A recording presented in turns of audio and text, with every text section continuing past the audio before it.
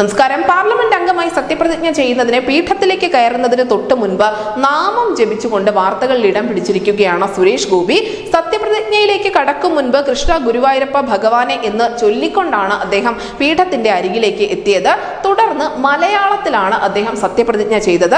സത്യപ്രതിജ്ഞയ്ക്ക് ശേഷം പ്രതിപക്ഷത്തെയും ഭരണപക്ഷത്തെയും നോക്കി തൊഴുതുകൊണ്ടാണ് അദ്ദേഹം സീറ്റിലേക്ക് തിരികെ മടങ്ങിപ്പോയത്.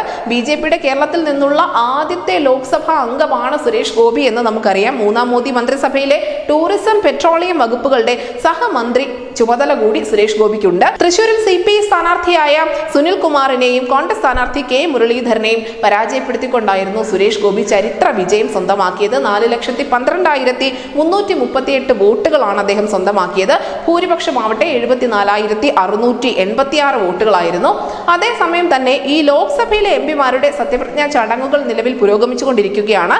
കേന്ദ്രമന്ത്രി എന്ന നിലയിലാണ് സുരേഷ് ഗോപിയുടെ സത്യപ്രതിജ്ഞ ആദ്യമേ തന്നെ നടന്നത്. കേരളത്തിൽ നിന്നുള്ള മറ്റ് MP-മാരുടെ സത്യപ്രതിജ്ഞാ ചടങ്ങുകൾ കുറച്ച് സമയത്തിന് ശേഷം മാത്രമേ നടക്കുകയുള്ളൂ. അതേസമയം കേരളത്തിൽ നിന്ന് തന്നെയുള്ള കേന്ദ്രമന്ത്രിയായ ജോർജ് കുര്യനും ഉടൻ തന്നെ സത്യപ്രതിജ്ഞ ചെയ്യും. കേരളത്തിൽ നിന്നുള്ള മറ്റ് MP-മാരുടെ സത്യപ്രതിജ്ഞ വൈകുന്നേരം 4 മണിക്ക് ശേഷം മാത്രമേ നടക്കുകയുള്ളൂ. ദേശീയ തലത്തിൽ തന്നെ സുരേഷ് ഗോപിയുടെ ഈ വീഡിയോ വൈറലാവുന്നുണ്ട്.